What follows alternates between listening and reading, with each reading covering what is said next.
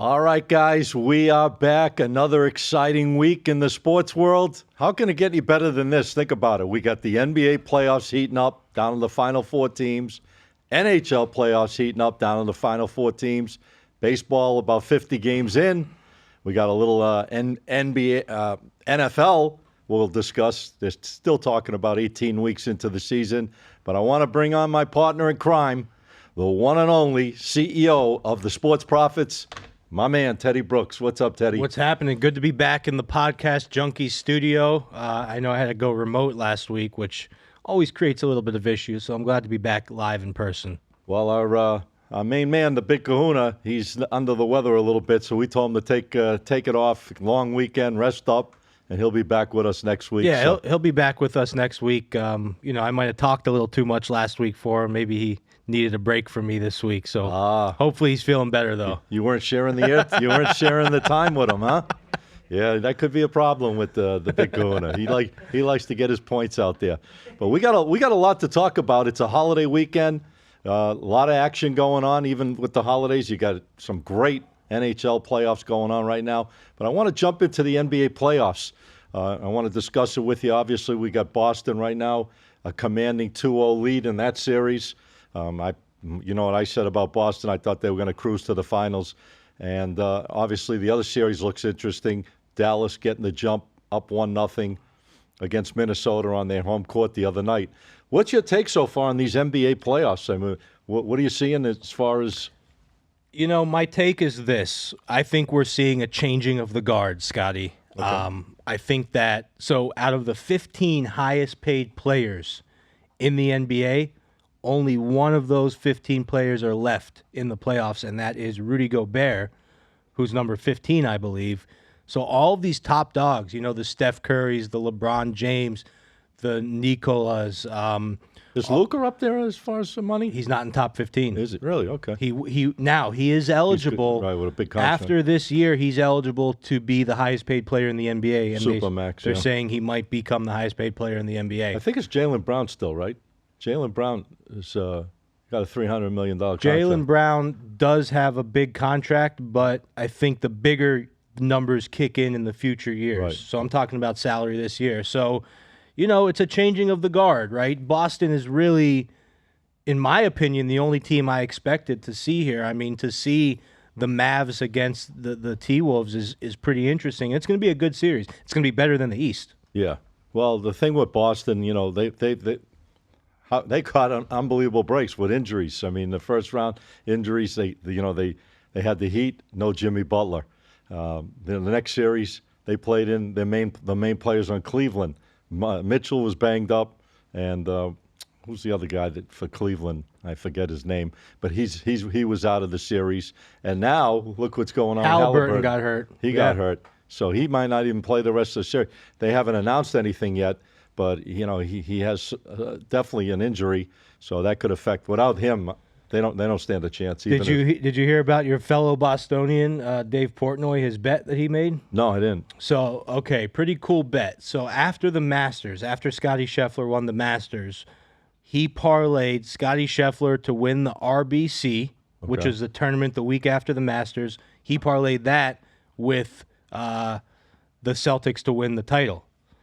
And that's a live bet right now because Scottie Scheffler won that championship. What's the odds on that? I think it was something along the lines of I think something like 100,000 to win $1 million, something like that. Yeah, maybe it couldn't a little have been too crazy odds. No, it wasn't crazy. Right. And then what he did, he came out on social media and he said that as a hedge, he bet a little Timberwolves to win it all.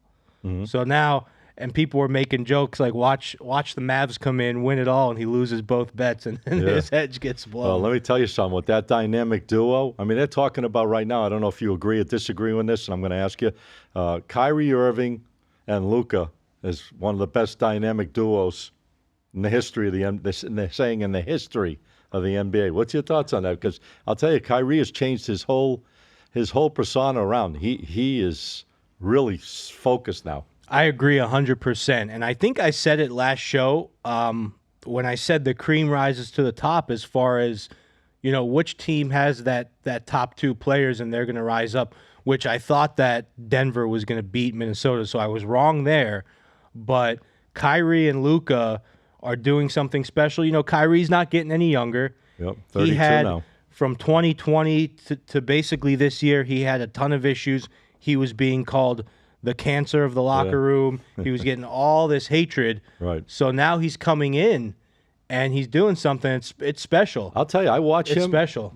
He is a changed guy. I give him all the credit in the world. Whoever got to him, or whether it was his family or the team he's around right now, they've put this guy, unless he did it on his own, and he said, "Hey, I got to wake up. I'm 32 years old." But I think that's what it was. This guy's like a leader. I mean, he's running the show basically for Dallas, and he's doing a phenomenal job. He really is. I think he wants to, because obviously he won with LeBron. I think he wants to win a title without LeBron. I think that's going to be very important for his legacy.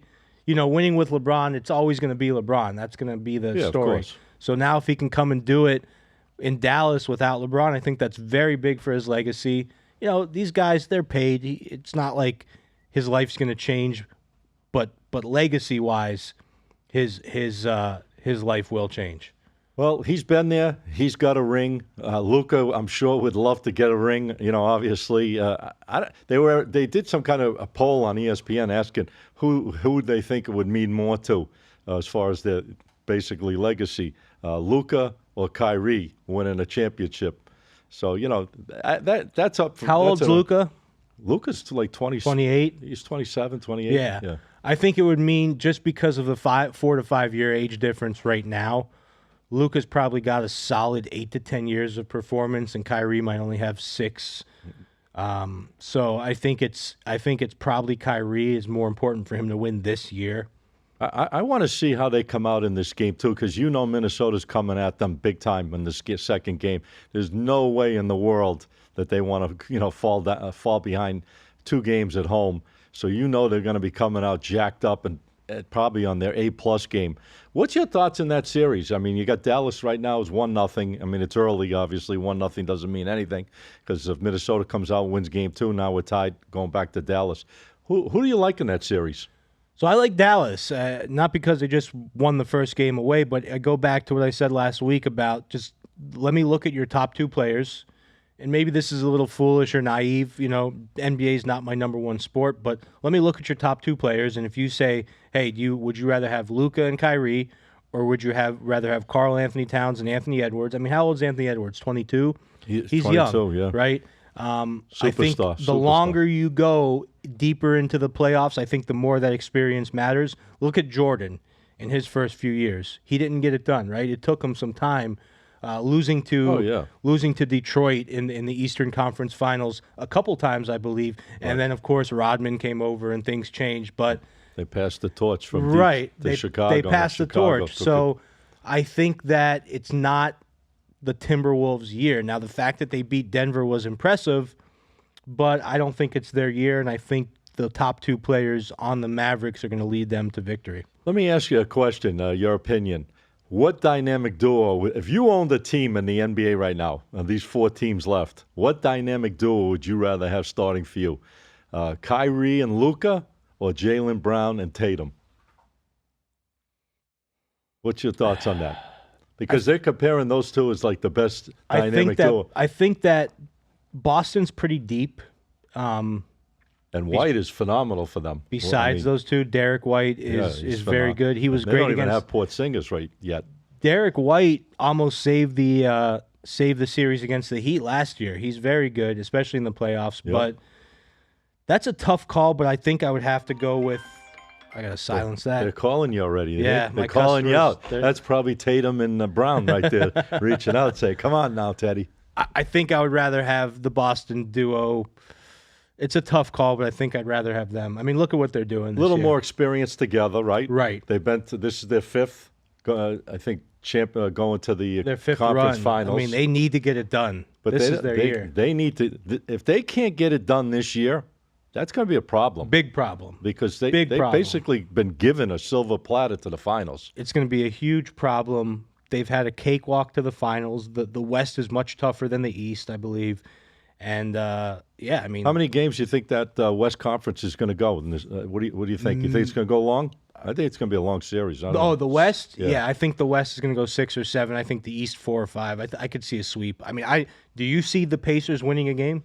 Not without Halliburton, and Yeah. not the way the Celtics can take it, when they want to. It's, like I said, they're the type of team that can stay like this and all of a sudden launch. And not many teams can do that. I mean, the Pacers are great at home. They're 6-0, I think, in the playoffs at home. They're undefeated at home, and the Celtics are undefeated on the road. It's going to be interesting, that Game 3, but they have Boston like a big number, right? 6.5, 7 already? Boston's On been the road? On the road, yeah. So at home, Boston's been like 8 or 9. So usually it's about a 2 or 3 point difference. I don't see that series going more than 5 games. I mean, No. maybe the Pacers catch one at home, but maybe they don't even catch one at home. They would really have to catch Boston. And the sleeping. Celtics will have a 10-day. If they sweep, they'll be done on Monday. They'll have 10 days because the finals don't start till like the 6th. Right, June or 6th. something like that. They'll have like 10 days off. Yeah. So, I see a Boston Dallas final, and I think that would be a good final. I still think Boston wins it, but I think it would be a good final. Well, I got to stick with my original picks, which were Minnesota. I told you I liked Minnesota to beat Denver. You did. And You called I that. did like Minnesota to get to the finals. So I'm going to have to stick with my pick on Boston and Minnesota to find a way to get to the finals. Very good. So that's where I'm at. But you like Dallas in that series? So I like Dallas in I'm the gonna series. disagree with so you there on we that one a go. little bit. Bingo, guys. There you have a disagreement. I said we don't always agree. We don't always disagree. So take it as you will. At the end It's going to be fun, though. Yeah, no. The NBA. Let me tell you something. The NBA playoffs are pretty. Well, the East has not been fun. The No. East has been. Well, that first game was great. The best series was probably the Pacers-Knicks. Yeah, that was a great series. And that game one, the Celtics, let me tell you something. They were lucky as shit to win that first game. They the were. Pacers came to play, and they really blew that game with costly turnovers. That turnover in the last 10 seconds, all they had to do was inbound the pass, and they could have fouled them, and they would have put them on the line. They could have been up 3 or 4. That's deflating too. Yeah. I think that's another reason why I think it just might go 4, because like they gave it their all that game and they still couldn't do it. So it's like, where do you go from there? Yeah, it's tough. All right, so just to recap, guys, I'm going with the Celtics against Minnesota in the finals. And obviously, Teddy is using Dallas, and I guess you're going with Boston. Dallas and the matchup. Boston, yes sir. Which either way will be a pretty damn good finals because the Celtics has been the bullseye team all year, basically, to get there. And now they're going to have to face some hungry Wolves coming at them. So it should be a pretty interesting final, and we'll see what happens there. But we got some more great action going on. Does it get any better than Stanley, as I always said, Stanley Cup playoff hockey in the Mecca, Madison Square Garden? You got the number 1 team in the league, the Rangers, most points this year, going against the Florida Panthers, I think was second most points, right? This year, second or third. Right. And I love the Panthers. I said from the beginning, I put them right in the Stanley Cup right from the beginning of the playoffs. But this is a phenomenal series. What's your take on a series like that? What do they call him? Brick Wall Bob now? Brick Wall Bob. So I have, my prediction early on was the Panthers and the Oilers. And one of the main reasons why is they are number 1 and number 2 in shots on goal throughout the whole season and in the playoffs. And that's very important. When you're getting more shots to the net, unless the goalie's super hot, you're going to win most of those games. So I still like both of those teams big time. I think that I believe, Scotty, even though that New York had the best record in the league, if you watch that Panthers game, it was even though the score was only 1-0 most of the game, the Rangers are lucky. It was domination from start to finish. The Panthers are just on another level of physicality. Yep. If the Rangers did not have an answer. So it's going to be interesting to see tonight if the Rangers, and that's another thing about really both leagues. The away teams have been losing a lot of games. The away teams Yeah. have been winning or losing? Losing. Look at. I'm sorry. The been home teams have right, been losing a lot of right. games. A lot of away teams Look at have the been winning. look at the first 2 of the conference finals. Yeah, Edmonton. You got Edmonton They winning won the first game and away, the Panthers. and the Panthers winning away. And a lot of teams clinched on the road too. A lot of teams clinched on the road. And a real interesting thing for me about the finals is every single one of my series picks have been correct, besides I had Carolina beating New York, but I can't get the games down. So like my single game picks, I have not been nailing, but my series picks have been on fire. You just need a little more time to get it going. That's all. You can't get it going in one day. You just Right. need a bunch of games to get it going. I need the whole 7. Let me tell you something. This Panther team, like you said, I'm going to jump on that point you made. They are a phenomenal team. I mean, they put together so well. They're physical. They're smart. They got an unbelievable goalie, probably the best goalie in the league this year, Borowski, by far. You still can't say his name, but it's okay. What is it? Bob Brofsky. Bob Brofsky. All right. I'm going to call him Bob. How's that? There you go. Leave it there. You got the best goalie. You got 4 lines that are phenomenal. I mean, the Rangers had a great year, and they got a great team, but I just don't see them matching up against this team. I just don't see it. I think the Panthers are going to have, I don't know if it's going to go 4 games. No, I don't see it, but I don't think the series is going to go more than 5 or 6 games. I mean, I think the Panthers are the best team in hockey, hands down, bar none. And I said this at the beginning of the playoffs. It's not because I live 10 minutes from the stadium or I'm a fan. Right. It's just the fact. So they were plus 650 when I gave them out on this show when the playoffs first started to win it all. I haven't looked in a while, but as of right now, they are plus 170. So I gave a super high value pick. So the Oilers are plus 185. Panthers are plus 170. So the Panthers are favored to win the Cup. Panthers are favored to win the Cup, and they should be. We have Game 2 going tonight. We're filming this show on Friday this week, guys. It's probably not going to air until tomorrow. But I was just curious. You got Game 2 tonight. The Rangers. It's a pick'em game, minus 110 either way. You have any pick on this game tonight? Game 2. I wouldn't. So what I would do for this game, I don't see the Panthers losing a close game, and I'm not betting on this game. But what I would do to hedge a little bit or to have a little fun, if anything, what seems to happen with the Panthers, what happened with them against Boston, is the games they lost them by multiple goals. Mm-hmm. So the way I would do it, if I were to bet this game, I would bet the Rangers minus 1.5 to get a good line. That'd be a plus number, right? It'd be a plus number, but I still think, I mean, it's tough because the Panthers are the much better team in my opinion, but are the Rangers really going to go down 2-0 at home? That's a tough thing. I mean, well, I'll tell you, the physicalness of the Panthers, like matching up against the Rangers, I think you got to give the Panthers a shot in any game they play. I agree. I agree. And the line's indicating right there, this game is a pick'em. I mean, the Rangers lose the first game. Now they're home. They were an underdog the first game. Panthers were a 120 favorite. This is a game 7 for them. Yeah. So for the Rangers, this is a game 7 for them. If they go down 0-2, they're going to have a long ways to dig out. But I'll tell you what, I think the Panthers have a shot in this game tonight, and I'm going to roll with them in this game 2. Right now it'd be about a minus 110 or 105 line. The eye test tells you they win this game. I mean, the Rangers did not show anything. They had one spurt. I mean, the Rangers were the best power play team in hockey. Panthers shut them down, right? You see the ticket prices for these games, too? I mean, Jesus, I was looking at tickets to go to the Game 3 on Sunday.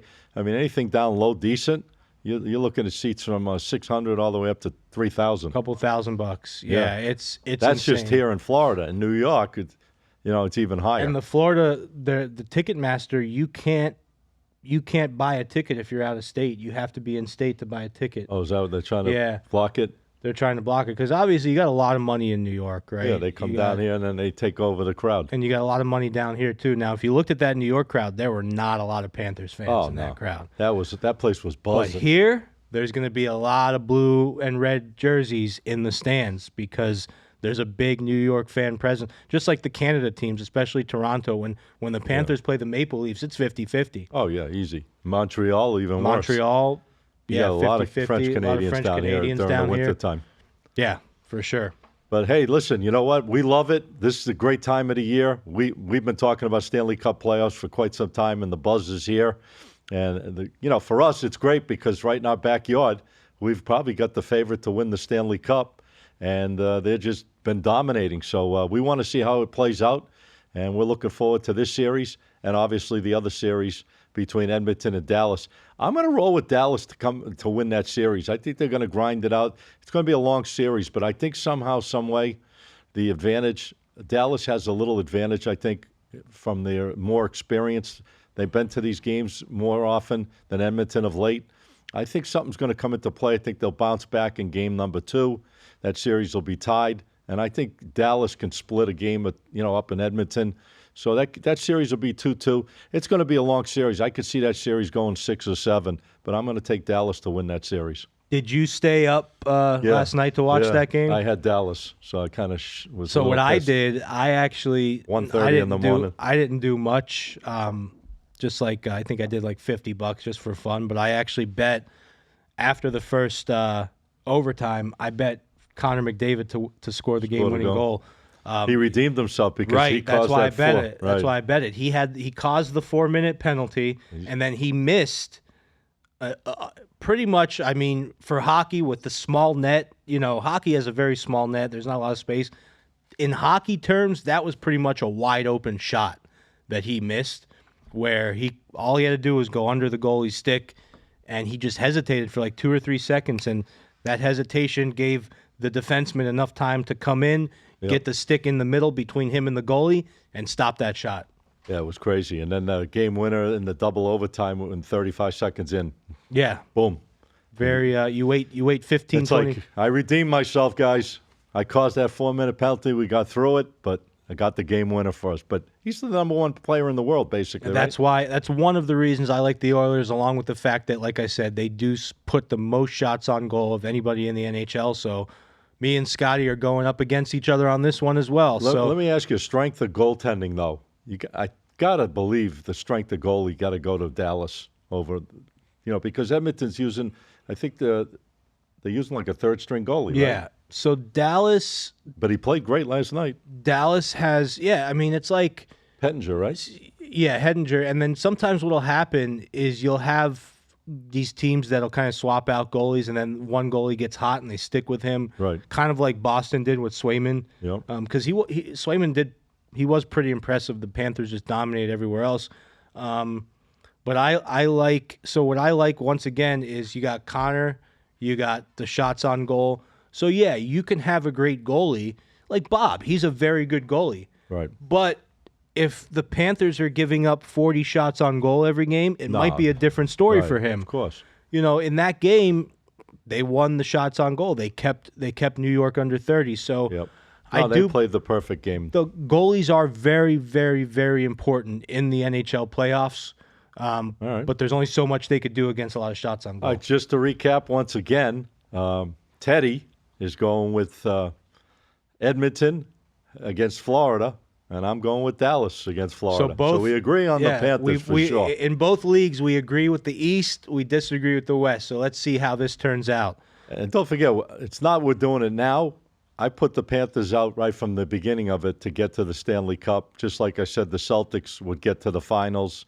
So it's not like we're doing it because there's only 4 teams left, and it makes it a lot easier. And the Celtics are up 2-0, so we just decided to pick Boston out of nowhere to get to the finals. But we said this quite a while ago. But I want to go to another topic. Hold on, I got to stop you. Okay. You were really praising Dallas on the episode with Serena. I remember that. Now that I'm thinking back, you were all in on Dallas. So if you guys watch these episodes, if you're new to this one, go back to the old ones and check it out, and you can see that we're not just sitting here playing armchair quarterback, Monday morning quarterback. We made these calls weeks ago. And I picked Minnesota to beat Denver. He did pick Minnesota to beat Denver. I picked Edmonton to beat Vancouver. You had Vancouver. So we've both been right or wrong about certain things. But go back, guys. We've been making very good calls on who's going to get deep into these playoffs. Now, a lot of you might say, oh, Boston Celtics, that's an easy one. Yeah, you're right. It probably is. But hey, listen, nothing's guaranteed. No, there's nothing guaranteed. But when you get we didn't know these injuries were going to occur also for the Celtics to get, Butler being out. And then, Cleveland had guys banged up. And now Boston up 2-0. And now Halliburton might be out, the best player on the Pacers. So, injuries play a role in this, guys. Just for fun, I want to see what the odds are for Boston to win it all. It's got to be low. It's got to be in the minuses. Let's see. I'm going to ask you something when you're done with that about. Boston's minus 200 to win. That's not even a good bet at this point. They should be plus. Yeah. They're minus. Yeah. Minus 200. There you go. What's your take? It's I just wanted to jump over to this WNBA. This Caitlin Clark came in. Obviously, a lot of buzz. a lot of fanfare, selling out arenas. Obviously, she plays for the Indiana Fever. They're 0-5, but do you see the way they're treating her kind of in the league right now? I mean, they're really staying on top of her to really I have show a her up take a little on bit. it. It's going to be a controversial take, but I have a take. She's a well, I'm just going to say it. She's a straight white Striker, yeah. woman That's what they were talking about. in a league full of lesbians. Let's be honest. And if we have to bleep it out, Ben, you can bleep it out. But because I don't want to get the show, but I mean, I think that's what it is. I think that she is. They look at her like, look at this little white girl coming into our league, trying to take all of the fame. And Well, they there wanna, was a lot of buzz. Yeah, they want a lot of buzz, right? So this is these ladies have been in this league for a while, pouring their heart out. The WNBA doesn't make any money, right? The NBA makes $10 billion a year. The WNBA makes like $50 million. The reason why it's supported, it's subsidized by the NBA money, and it's once again, it's kind of like a changing of the guard. She's coming in, Yep. and they're giving her the old rookie welcome. Well, they're giving her a real rookie They're welcome. knocking her to the ground. Yeah, I mean physical. Yeah. Really physical Yeah. on her. They're giving her a little taste Yeah. of welcome to the WNBA, Caitlin. That's what they're saying. But hey, it is what it is. She's getting a reality check too because she's used to winning. Now she's lost her first 5 games as a pro. So, I think they'll make changes. She'll come around. She's too good of a shooter.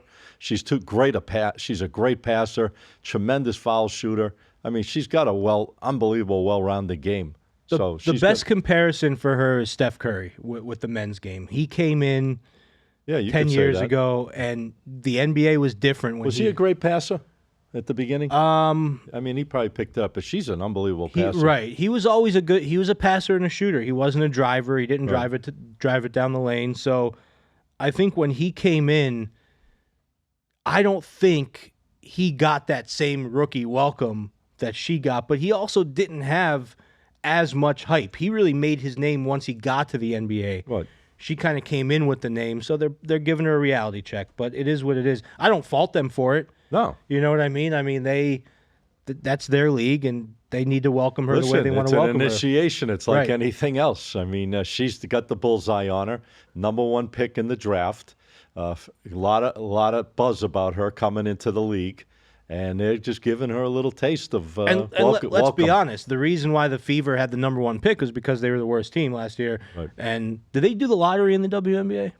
Jeez, you know what? I don't know. But I don't know about But they that were one. definitely bottom I of don't the know if barrel. they have a lottery. I think, not sure. They were definitely bottom of the barrel, and that's why they got her. So, I mean, you can never expect, whenever a team gets the #1 pick, they were probably a pretty bad team before, so you can't expect everything to change overnight. No, it's based probably on performance, and that's why Indiana had the #1 pick. And she's from that area anyway, so, she's going to fit in the system.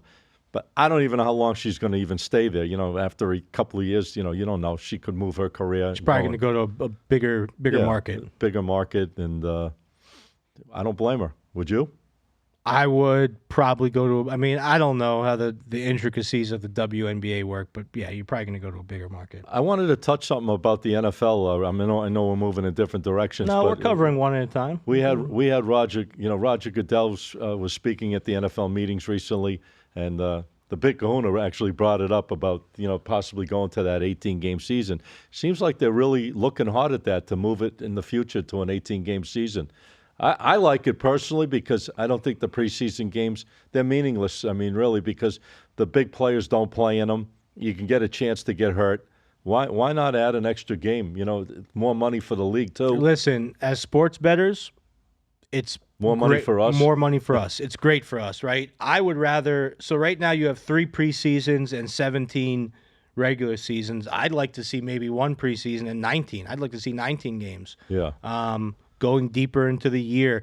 A lot of people are saying add a couple games and then add a bye week also, which I don't hate. I don't know if you caught the interview they did with Aaron Rodgers the other day, but he was telling the straight. He was like, if we don't make something happen this year, we might all be gone. Did you hear what he was saying? You talking about the Jets? The Jets, No. Yeah, he was on. Somebody reporter or something. He was doing a huddle around a bunch of reporters, and they asked him, if the Jets don't make the playoffs or what, and he made some kind of comment like, "Listen, if we don't have a good year, we all might be gone next year."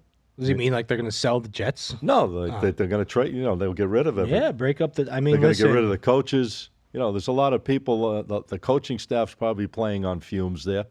Robert Shala, the head coach, and his assistant coaches. The Jets got to have a good year. I mean, they got weapons. They got a great defense. You got Aaron Rodgers, hopefully back healthy, that he lasts more than 4 plays before he goes out, like he did last year. That was crazy. But what's your take on the Jets? I don't want to get into the whole league, but do you think the Jets have the type of team that's going to get into the playoffs? Only potentially. I mean, no. No, I don't. I mean, look. I mean, you don't think Rodgers? I think the Dolphins are a better team. Okay. They added a couple pieces. I think the Bills are a better team. I'm interested to see what happens with them. You called the Bills last year. You said they were going to underperform, and they did. But no, I mean, I don't. Listen, Aaron Rodgers is very good. Great. He's, 39, 40 years old? He's actually 41. 41. There you go. Yeah. I mean, So I don't see 41. much. Yeah. There's a lot of other teams I think he could do a lot more with than the Jets. I just thought it was an interesting comment. Like him, talking the straight, because usually, he's beating around the bush and they talk in circles. But he really put it out there in that interview. If you get a chance to see it, they were asking him questions about the team and so forth and so on, and he kind of put it out there like, if we don't perform this year, there's going to be a lot of changes coming here the year after. We'll see. Let's get a little deeper into the year to see what's going on in the NFL. I don't. What's your take on that the two quarterbacks on Pittsburgh battling right now, Russell Wilson and Justin Fields? You think who do you think is going to end up number one? Because Justin Fields is not backing down. I think Justin Fields gets it. I think Russell's. You think he's going to be the starter? I think so. Really? Yeah, I think so. And it depends, because like Russell in Denver, he didn't really have like a quarterback controversy, a backup that really to challenge him. Was it Drew Lock or something? Drew Lock, I think. Yeah, it was Drew Lock, and I think that even if Russell gets the starting job, I can see him having like a bad game or two and getting yanked. Yeah. Well, I'll tell you what, Justin Fields is a talent. You put him around the right pieces, I mean, he could be dangerous. You know what I mean? The guy can run like the wind, and I guess they just got to work on a little bit of that passing game and getting him more comfortable in the pocket. But yeah, I mean, Russell's getting up there. Last couple of years at Denver were terrible. He's not what he used to be. So that's it. You think Justin Fields? I think Justin. I just think it's going to be the type of thing where even if Russell gets the starting job, 1 or 2 bad games and he gets pulled. I wanted to ask you something because we didn't have enough time on our last show, and I know you were out of town at a pretty interesting conference, the sports betting conference up in Secaucus, New Jersey, where all the top dogs kind of in the betting world, get into it. Tell me what happened up there. What was anything exciting? Any news that broke out there that you can let the audience know? Maybe. So this conference, it's a lot of technical stuff. Like all the payment processing companies for the sports books are there. Okay. So all of you guys that have trouble with certain banks or credit cards that don't link with the sports books right now, they're working on that. They're working on the idea. A lot of my customers, like I had a customer who we had a big bet and he went to load $4,000 into the Hard Rock and they blocked his payment. He had to drive to the casino to get it in and he missed the game and it was a big winner. So they're working on payment processing, guys, if you've had those issues. They're working on the identity verification. Sometimes it takes a week for you sign up for a sports book. You got to give them your ID, and it takes them a week to verify your identity. So they're working on all that. And then I was at a conference, a seminar with the owner of the CEO of BetMGM. Okay. And with the controversy with the player who bet on his own under, they were talking about removing unders altogether for player props so that you could only bet like over 23 points. You couldn't bet under 23 points. And the CEO of BetMGM said, well, let me ask you a question. Let's say we get rid of the unders. Mm-hmm. Don't you think that Bovada and MyBookie.ag are still going to offer those unders?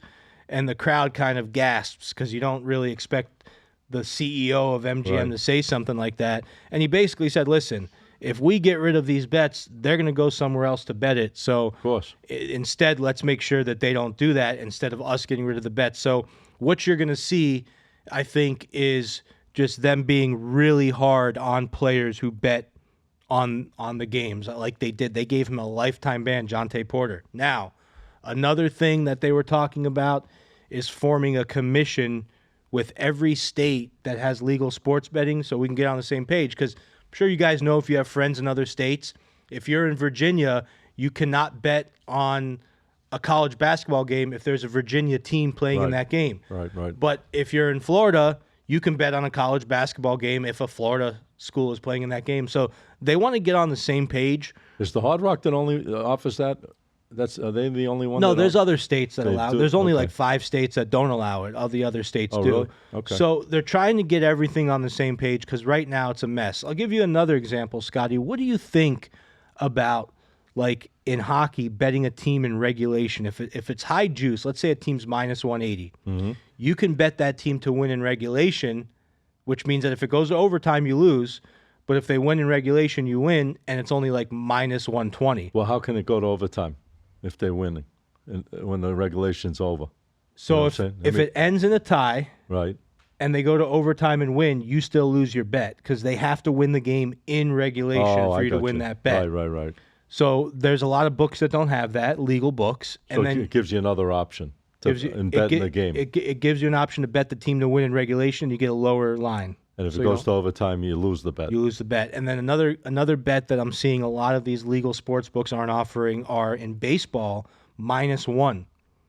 So instead of, let's say, a team's minus 200 or minus They 180. just change the odds. Right. So Okay. if you bet them at -1, now if they win by 1, it's a push. Right. But if they win by 2 or more, you win, versus -1.5, where if they win by 1, you lose. Right. So those are 2 bets that I've actually been using a lot, but a lot of these books don't offer it. So I want to see them. Yeah. There's not many that do offer -1, and one, like I say, sometimes it's worth the price on the odd difference, between laying -1 run and 1.5 runs. It's big time worth Yeah. it. You're going to end up with a lot of ties, a lot of pushes, but that's okay. Hey, I'd rather push than lose. Yeah. At the end of the day. Hey, I think we touched everything, man. I mean, touched we don't everything. have the big kahuna we today, missed but we missed a little baseball, but we'll come back next week. I think next week we'll we go got over, plenty of baseball left in us. we'll go over our surprises, disappointments, all that stuff. Who's killing it? The only who's not. surprise, the big surprise in baseball, not to get into it, is these Philadelphia Phillies are playing unbelievable. I'm not Crushing surprised it. by that. Well, I'm surprised if you look, the Royals are actually Royals doing playing very great. well. Yep. And the And Astros Yankees are doing The very Yankees bad. are playing great. Yeah, Yankees are playing, but that's not really a surprise either. But the Astros doing so bad is a surprise, I think. All right, guys. Well, we touched base on everything today. I hope we gave you a lot of information there. We gave you some picks. We gave you some advice. Just follow along what we do here. I want to definitely welcome back next week, hopefully, the big kahuna to the set, and we're all here together. But Teddy, I want to pass it over to you. I want you to let the people know. I know you're putting out the free plays, all this information on a daily basis. Can you let the people know where they can find you? Check you out. Yes, sir. Go to Instagram, _profits_pick, no S on pick, youtube.com/@thesportsprofits, www.thesportsprofits.com. Those are 3 places you can find us. We were at 71%, Scotty. We've had a rough couple of weeks, so we're down to 67%. Not But bad, though. we're cruising. We're going to get back up there. See you guys next week. All right, 67%, not too shabby. And that's just on free stuff. So imagine what he could be doing for you with his real stuff, the stuff he puts out privately. All right, guys, listen, I love hosting the show. My name is Scott Matthews. You could check out all the stuff I do. We've been on a roll, too, with our free plays, 22-10 on the last 32, 69% winners for free. Can't ask for anything better than that. And we've been consistent over 5 years on social media, hitting over about 62% winners over a 5-year period. So you can't beat that. Check it all out. My TikTok is SM Picks, Picks, and I'm on Instagram as well, SM Sports Picks, Picks. This is the one and only OSB Sports Podcast Show. We're up each and every week. You can find our show on all the major podcast forums, Spotify, Apple, YouTube, you name it, we're there. I'll catch you back here next week. Enjoy your holiday weekend, and we'll see you here real soon.